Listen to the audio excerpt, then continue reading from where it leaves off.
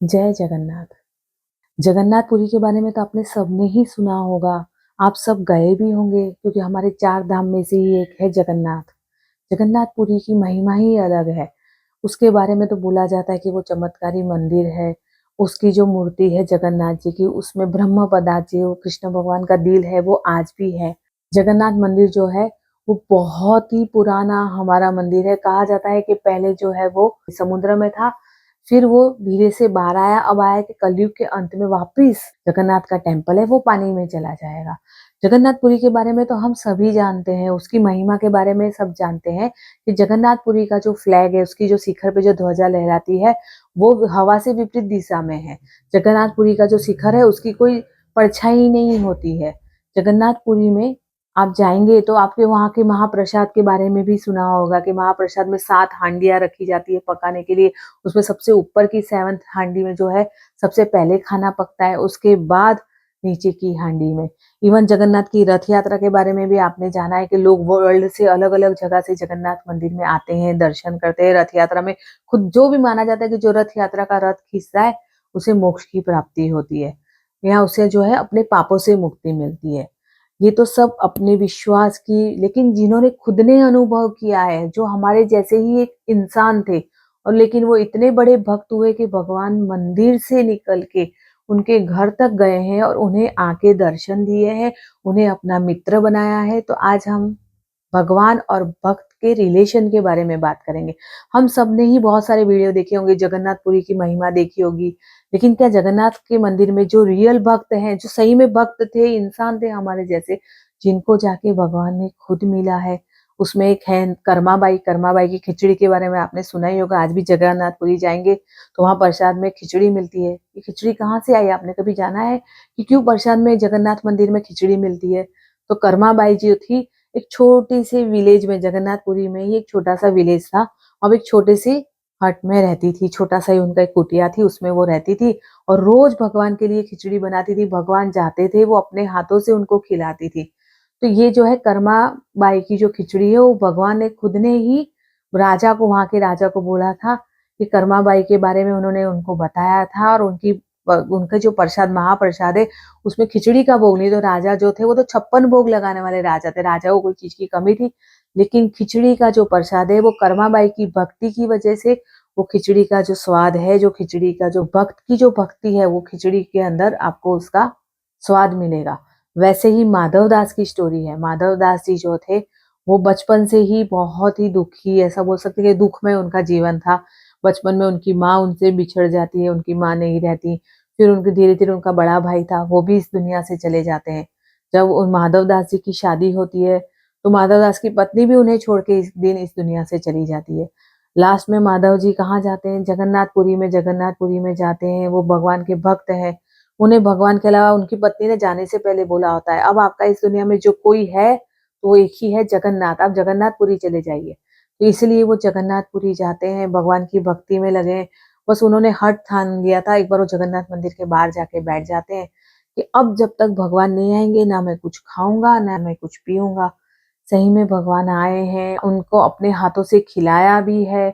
खुद बलभद्र जी, आप जानते ही है, जगन्नाथ में 3 मूर्तियां हैं। एक खुद जगन्नाथ जी की है, एक माँ सुभद्रा जी की भी है जो जगन्नाथ जी की बहन है, बलभद्र जी जो जगन्नाथ जी के भाई हैं। मतलब कि जगन्नाथ जी जो है कृष्णा के ही एक रूप है। जो शरीर उन्होंने लेके वो आए थे, वो शरीर को छोड़ते तो उनका जो दिल है आज भी वो दिल धड़कता है जगन्नाथ के मंदिर में।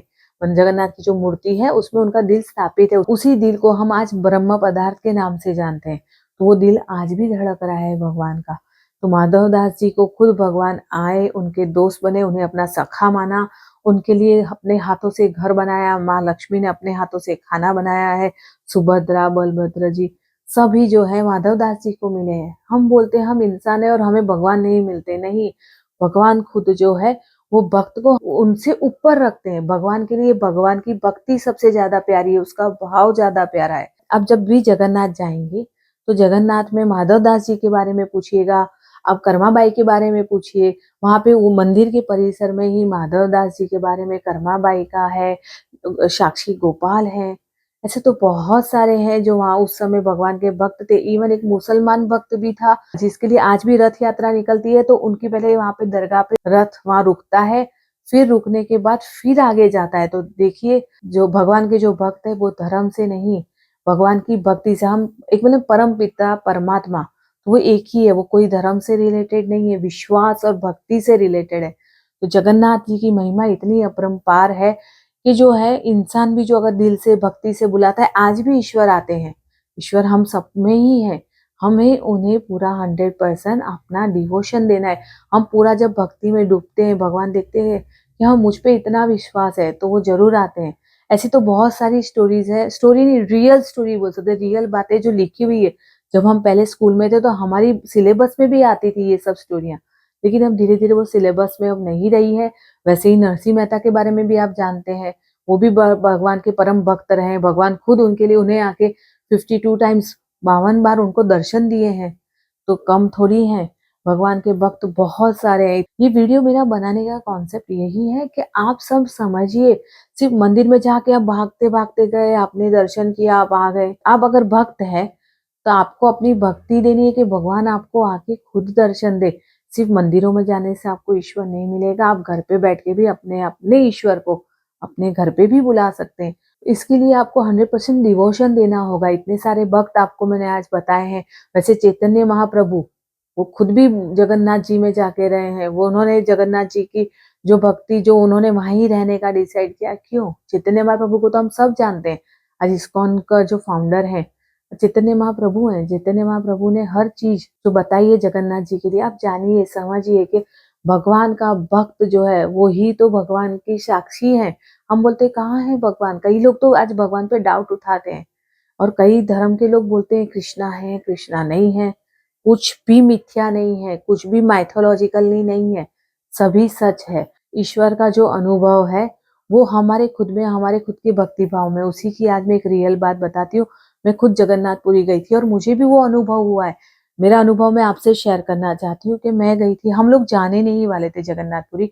एक्चुअली हम आ रहे थे बाहर से, हमारी फ्लाइट कोलकाता से ट्रांसिट थी, तो कोलकाता में हमें डोमेस्टिक फ्लाइट लेनी थी। अब हम कोलकाता उतरते हैं, हमारी आगे की डोमेस्टिक फ्लाइट जो अहमदाबाद तक की थी वो कैंसिल हो जाती है। All of sudden flight cancel है, तो हम सोचते चलिए कोलकाता तक आए हैं तो हम भी जगन्नाथपुरी जाके आते हैं। भगवान कृष्ण की तो मैं भी भक्त हूँ बचपन से, हमने भगवान को खुद फील भी किया है। हम रोज पूजा पाठ तो करते हैं, लेकिन हम जगन्नाथपुरी जाने का हमने किसी ने नहीं सोचा था।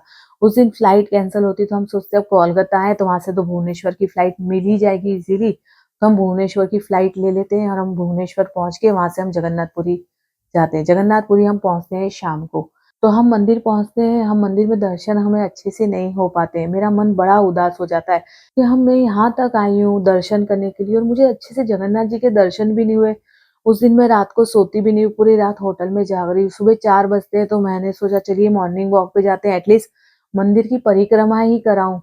तो हम लोग निकलते, मैं और मेरे हस्बैंड हम जाते हैं जगन्नाथ जी के मंदिर के बाहर, सिंह द्वार के पास पहुंचते हैं, तब कोई नहीं है। सब जितने जो भक्त आए हैं जो नहीं होटल ले पा रहे हैं या जो रात को आए हैं तो वो सब सो रहे थे वहां पे बाहर, दुकान के बाहर है, कोई मंदिर के थोड़े ही दूर पे परिसर में सो रहे थे। सिर्फ वहां सिक्योरिटी के 2 या 3 लोग ही थे। सुबह के 4 बजे हम सिंह द्वार के आगे खड़े हैं, हाथ जोड़ रहे हैं, प्रे कर रहे थे। तभी मंदिर के वहां से एक भक्त, एक भगवान का ही एक भक्त भाग के आ रहा है हमारे पास। हम सोच रहे हैं ये कौन है, सुबह सुबह 4 बजे वो आके हमें प्रसाद दे रहा है। भगवान का जो महाप्रसाद उसमें बनता है स्वीट, जिसे हम मालपुआ भी बोलते हैं, तो वो हमें स्वीट दे रहे हैं। तो हम पूछ भी रहे हैं उन्हें आप सुबह सुबह कैसे प्रसाद लेके, अभी तो मंदिर खुला भी नहीं है सुबह। वो बोलते नहीं हम महाप्रसाद देने आते हैं सुबह, जो होता है महाप्रसाद होता है जो बचा होता है तो हम ऐसे देने के लिए निकलते हैं। बोला ठीक है, लेकिन अभी तो हम ही हैं, ज्यादातर कोई है नहीं। बोले कोई बात नहीं, मैंने आपको देखा तो मैं वो प्रसाद देने आ गया। फिर वो हमारे साथ बात करते कि भाई हाँ मैं भी ऐसे अहमदाबाद गया हुआ हूँ, मैंने देखा, ऐसे करके वो हमारे साथ फ्रेंडली हो रहे हैं और हमें प्रसाद भी खिलाते हैं। हम उनको जानते नहीं है, हमें इतना पता था कि मंदिर खुलता है सुबह 7 बजे, तब तक आप अगर 5-6 बजे जो है एक एक करके धीरे धीरे पंडित जी सब अंदर जा रहे थे। जब हम परिक्रमा करने निकले तो हमने देखा था। तो ठीक है चलिए, सुबह सुबह हमने सुना था तो भगवान ने हमें सुबह और कुछ नहीं तो हमें जगन्नाथपुरी का प्रसाद खाना मिल रहा है। सुबह सुबह 4 बजे का टाइम है, हम प्रसाद लेते हैं। उनसे अच्छे से बात करते, फिर हम निकलते। लेकिन वो जो भैया थे वो वहीं खड़े हमें देख रहे हैं। हम मैं पीछे मुड़ के भी देखती हूँ, अभी भी स्टिल मेरे मन में डाउट है कि सुबह-सुबह कौन है जो मुझे प्रसाद देने आ गया? फिर हम लोग वॉक पे जाते हैं, हम परिक्रमा करके आते, तब तक रास्ते में कुछ गिने-चुने लोग थे, कुछ लोग खास थे नहीं। हम होटल पहुँचते हैं, हम होटल वाले को फिर आराम से जब हमें चेकआउट करना होता है तो हम पूछते हैं, क्या सुबह 4 बजे भी प्रसाद मिलता है? तो वो होटल वाले भी सरप्राइज़ हो जाते हैं। वो बोलते हैं नहीं, सुबह-सुबह तो शायद बहुत रेयरली, ऐसे कभी सुना नहीं कि सुबह-सुबह प्रसाद मिलता है। अब वो भी बोलते हैं भई आप नसीब वाले हो आपसे। तो सोचिए कि सुबह 4 बजे हमें कौन प्रसाद देने आया है? यही है भगवान की महिमा। ये तो मेरा खुद का फीलिंग है, जो मैंने खुद अनुभव किया है। वो भगवान के एक भक्त बोल दो या भगवान खुद बोल दो, हमें सुबह 4 बजे दर्शन जो नहीं हुए थे तो मन दुखी था। वो प्रसाद खा के मन को भी बहुत शांति मिली। जो भक्त और भगवान का जो अनुभव है, जो फीलिंग है, वो मैं आपको बता नहीं सकती। जैसे एक मित्र है, वो आपके लिए आपके पास भाग के आता है, वैसे ही भगवान ने हमें वो फीलिंग दिया। तो ये जगन्नाथपुरी की मैंने जो दर्शन किए और जो मुझे अनुभव हुआ आपको शेयर किया, तो ये है जगन्नाथपुरी की एक छोटी-सी महिमा। तो इस तरह आप अपने अनुभव भी शेयर कीजिए। हम ना कभी-कभी हेजिटेट होते हैं, सोचते हैं यार हमारी फीलिंग हम शेयर करें या नहीं। नहीं, आप अपने अनुभव शेयर कीजिए, क्योंकि ऐसा नहीं है कि भगवान पहले ही आते हैं। भगवान के लिए समय नहीं, भगवान के लिए सिर्फ भक्ति है, भाव है। बहुत सारे लोगों को अनुभव हो रहा होगा, आप अपने अनुभव शेयर कीजिए। हमारे नेक्स्ट वीडियो में हम इसे ज़रूर शेयर करेंगे, इसके ऊपर भी हम ज़रूर वीडियो बनाएँगे। पहले ही भगवान आते थे या पहले ही भक्त थे जिनको भगवान का अनुभव है, ऐसा नहीं है। आज के टाइम भी भगवान आते हैं, कई भक्त हैं जिन्हें भगवान का अनुभव हुआ है, जिन्हें भगवान खुद आके कल अलग-अलग रूप में आएँगे। भगवान आके ऐसे मुरली लेके तो नहीं खड़े होंगे या वही कॉस्ट्यूम में, नहीं। भगवान आते हैं, तो आपको खुद फील होगा कि हमने भगवान का अनुभव किया। अपने अनुभव को शेयर कीजिएगा। तो आप हमारे चैनल को लाइक और सब्सक्राइब कीजिए। इसी के साथ जय जगन्नाथ।